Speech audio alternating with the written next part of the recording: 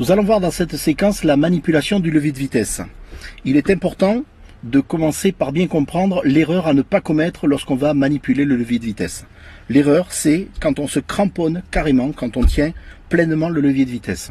À un moment donné, vous allez obligatoirement vous tromper dans le choix du rapport de vitesse. Donc, il est important de bien ressentir le levier de vitesse. La main toujours en cuillère, comme ça, ce qu'on appelle une main en cuillère. Et vous allez me manipuler le levier de vitesse, comme ça ou comme ça. D'accord ? Alors, nous avons un dessin ici sur le pommeau du levier de vitesse qui nous donne donc les différentes vitesses à passer.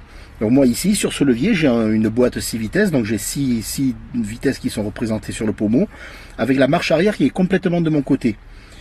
Complètement de mon côté, ça veut dire qu'ici, il va falloir que je lève la bague pour pouvoir aller plus loin et aller trouver ma marche arrière.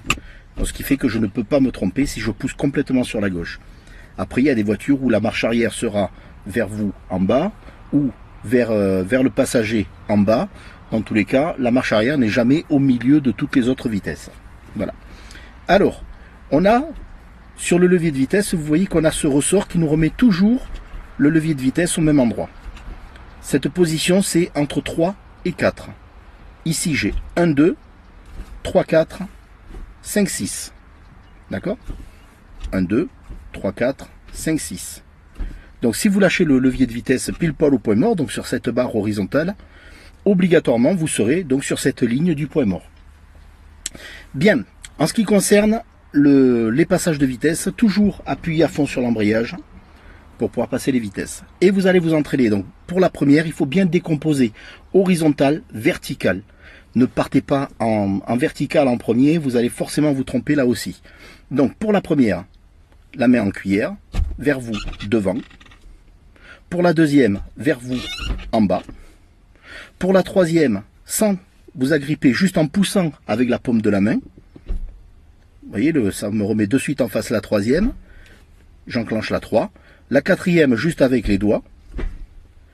La cinquième, point mort vers le passager et devant. Et la sixième, toujours la main en cuillère, vers le passager en bas. Ok ? Pareil pour rétrograder. Cinquième. Quatrième avec le bout des doigts, troisième, deuxième, première. Ok ? Donc vous allez vous entraîner à passer ces vitesses. Donc 1, 2, 3, 4, 5, 6. Bien sûr, vous vous arrêtez à 5 si vous n'avez que 5 vitesses, sinon vous allez avoir des difficultés.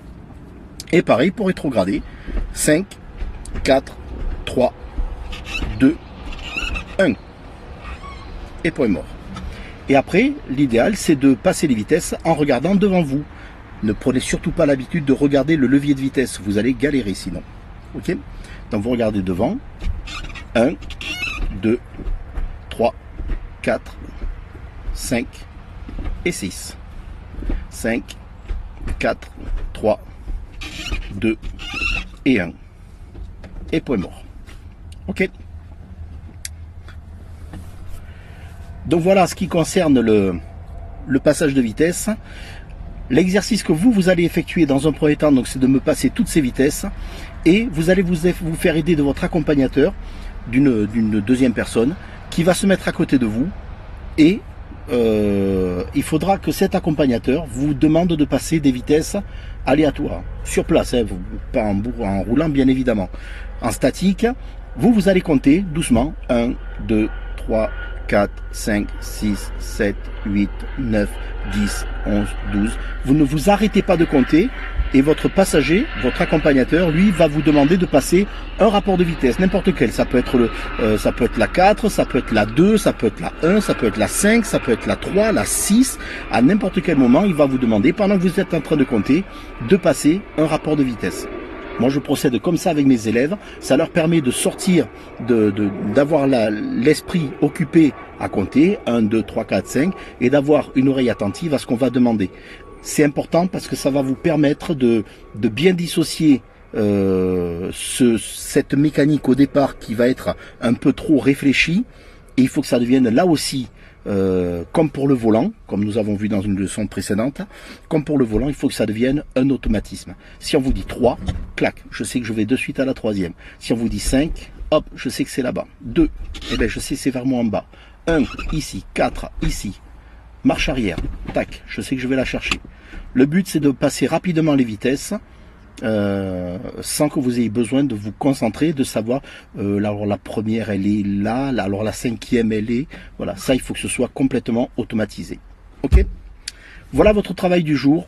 Bon exercice et à bientôt.